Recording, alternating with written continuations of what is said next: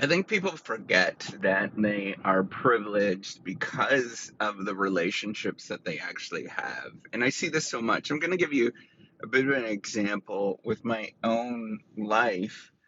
Um, and hopefully you'll see the power of relationships. So when I was a teenager, I was like 19. Well, no, actually, I was 21 years old, just finished university in an engineering degree. Um, and I went back to my hometown, Dryden, Ontario. It's a tiny little town in the middle of nowhere. If you've ever been there, it's 4 hours from any major city. It's got 6,000 people that live in it.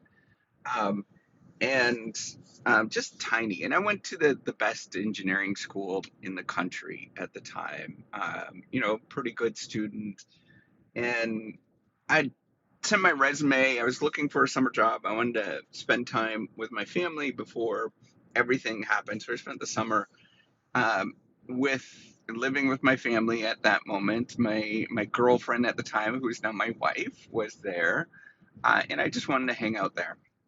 So I sent my resume to all the different businesses that were there. I got nothing, right? Nobody paid attention at all. Nobody cared about my resume.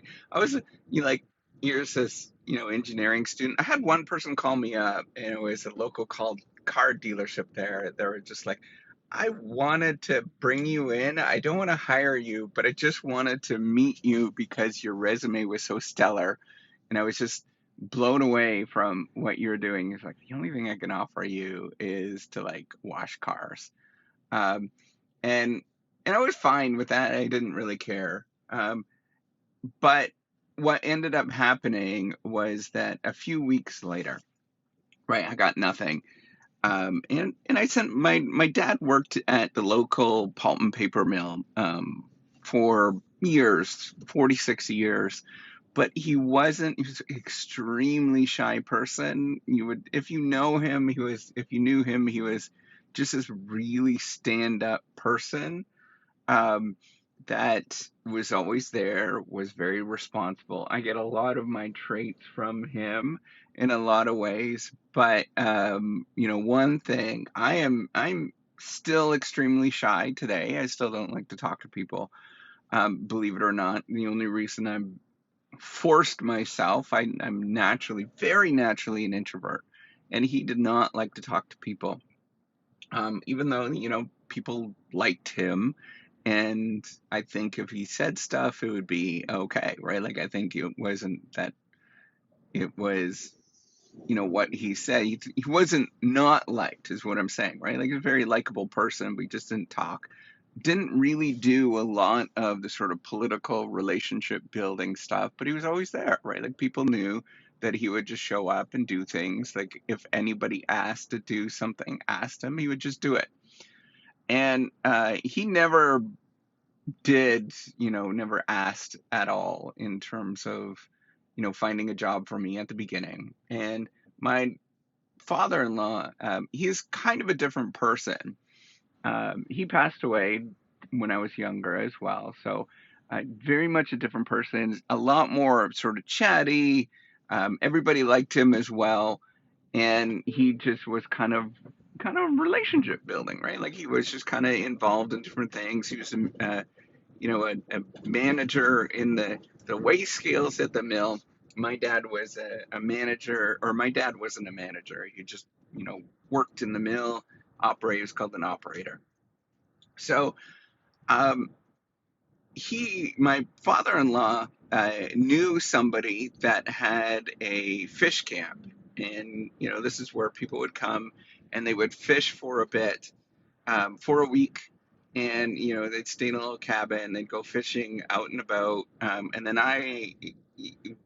the job that I eventually got through his personal connection was that I was just kind of like the Joe boy. I would do errands around the camp, and just various different errands, running here, there, cleaning fish, washing the boats.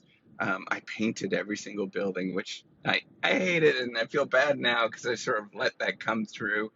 Um, but all of all of that position that I got, that opportunity to work, and I didn't get paid a heck of a lot. But I took that job because it was a great job. And the only reason I got that job, it wasn't because of the resume or anything like that that I actually had. It was because of the relationship that I actually developed with my father-in-law. Um, so, the story is not quite done with this, right? So I had applied to the mill. They actually had a summer program for basically summer interns, the pulp and paper mill, and I had heard nothing back. And unbeknownst to me, my dad actually goes and talks to. This was much, much later because he's like, "What the heck's going on here? This doesn't make any sense." I literally went to the top school in the country for chemical engineering because I wanted to work in the pulp and paper mill at the time. Um, so he goes and he goes up to the HR manager and talks to them, and lo and behold, I had about a month left. They called me up, a month left of my summer. They called me up and they said, "Oh, we have a position for you. We forgot about you," basically.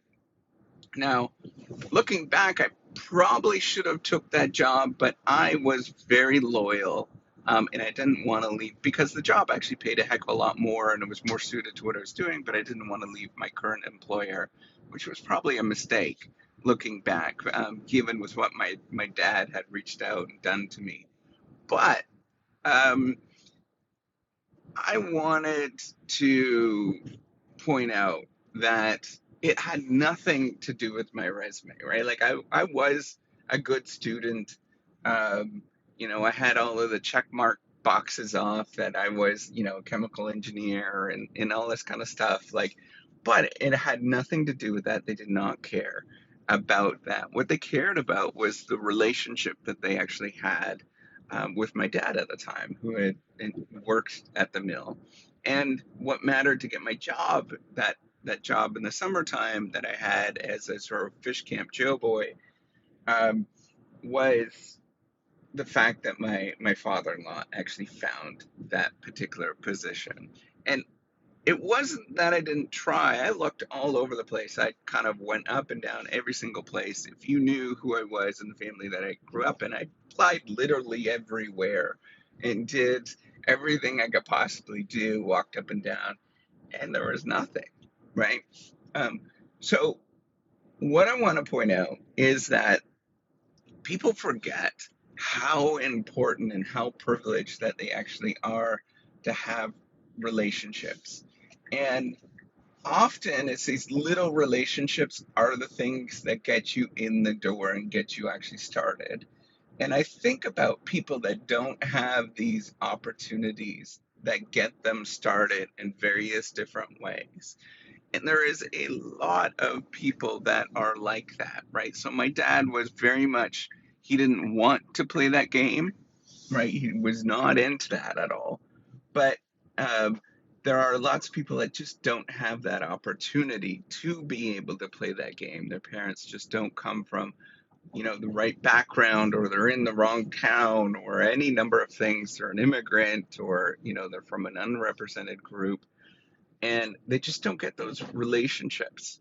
And so I think the stronger thing that we have to battle is not necessarily um, that they don't that they're not talented. People are not talented, or that they didn't go to the right schools or anything like that. But it's these relationships where it's just one little thing where people get you in the door. And what you don't realize, it's not the one relationship, right? It's not the one thing that matters, but it's over the course of a lifetime of people lobbying for you and getting you into different doors that actually matters, right? And we forget about these little tiny moments all along the way. I think about all the number of times that, particularly my wife, has sort of lobbied for my kids in various different ways of helping them out, right? Like hey, this teacher is not sort of working, jiving well, and so we contact,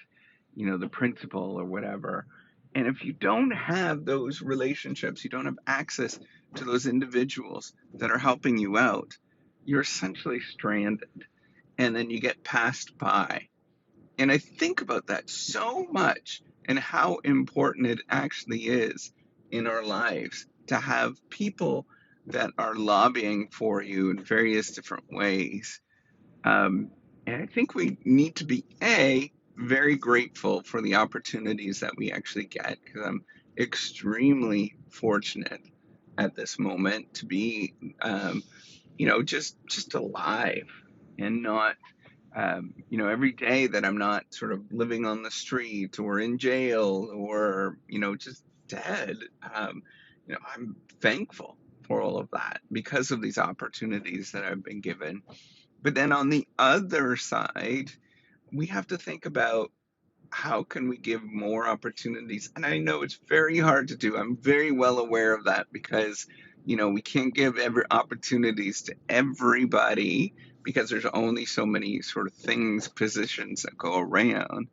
But I think we can be a little bit more open and give random opportunities every once in a while to individuals that you think are not maybe you think that, hey, it's below, what you're doing is just not a good match, right? But you give those opportunities just to see what actually happens, and sometimes and often people might surprise you.